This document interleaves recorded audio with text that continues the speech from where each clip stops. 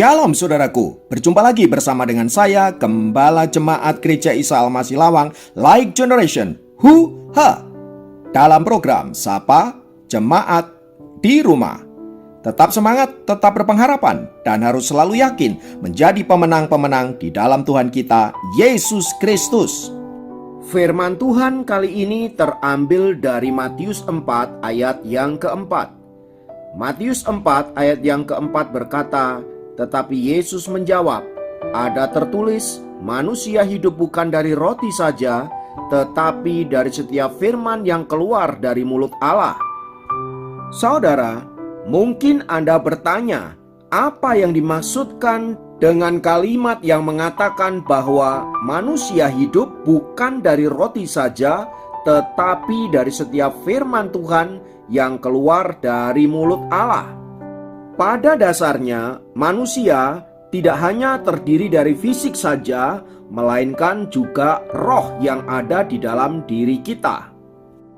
Nah, kebanyakan kita seringkali hanya menganggap bahwa manusia terdiri dari fisik saja, sehingga hal-hal yang berkaitan dengan rohani diabaikan, termasuk memenuhi kebutuhan-kebutuhan rohani yang seharusnya kita lakukan.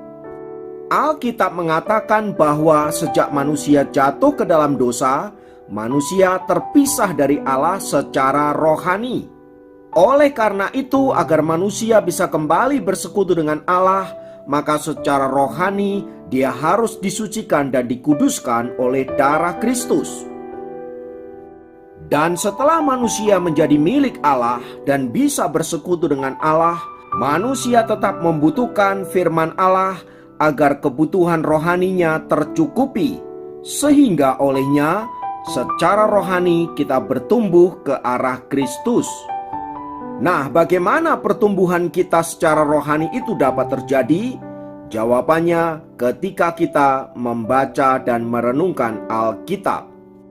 Karena di dalam Alkitab itulah terdapat firman Allah yang penuh kuasa, yang sanggup memenuhi kebutuhan rohani kita. Sebuah kisah diceritakan oleh Squire English yang bercerita tentang bagaimana sebuah Alkitab dapat mengubah hidup seseorang. Diceritakan seorang pria bernama Michael B. Lester, seorang distributor Alkitab, berkunjung ke sebuah desa kecil di Polandia beberapa saat sebelum Perang Dunia Kedua terjadi. B. Lester memberikan sebuah Alkitab kepada seorang penduduk desa itu yang bertobat setelah membacanya. Orang yang baru percaya itu kemudian mengedarkan Alkitab tersebut kepada orang-orang lain di kampungnya. Di luar dugaan, orang-orang yang telah membaca Alkitab itu satu persatu mengalami pertobatan secara pribadi.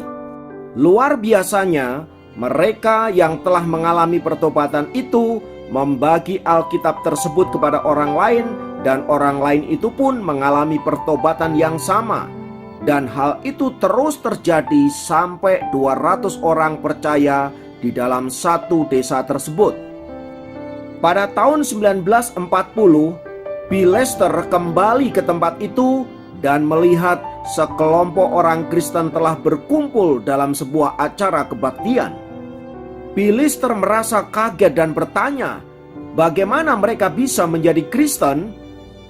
Jawabannya karena Alkitab yang telah ia berikan kepada salah satu warga di desa itu. Rupanya Alkitablah yang telah berbicara kepada setiap orang yang membacanya, sehingga mereka kemudian mengalami kasih Allah dan bertobat di dalam hidupnya.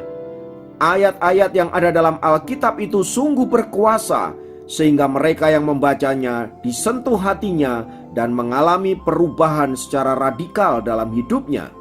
Suatu ketika, mereka hendak mengadakan kebaktian dan meminta B. Lester untuk berkhotbah.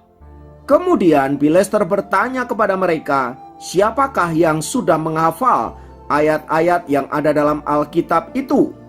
Secara mengejutkan, mereka hampir semua dapat menghafal ayat-ayat di dalam satu kitab.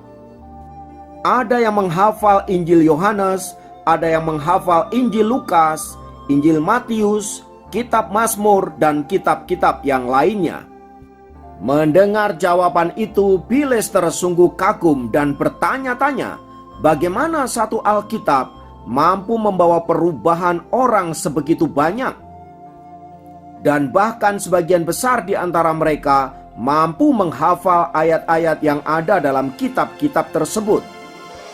Saudaraku, kisah di atas ingin menceritakan betapa firman Allah itu sungguh berkuasa. Sekalipun hanya sebuah Alkitab, ketika dibaca itu sanggup mengubahkan hidup seseorang.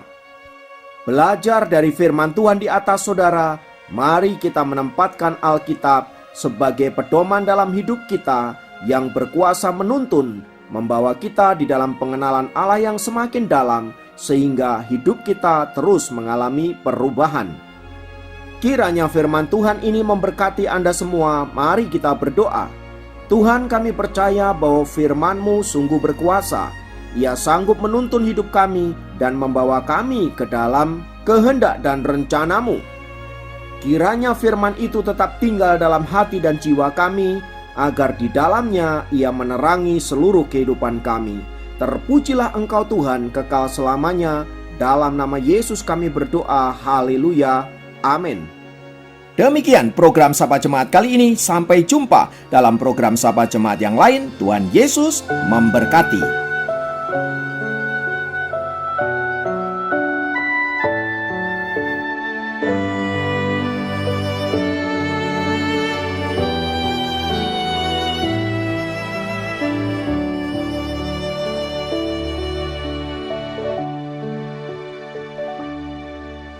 Saat ku tak melihat jalanmu, saat ku tak mengerti rencanamu, namun tetap ku pegang janjimu.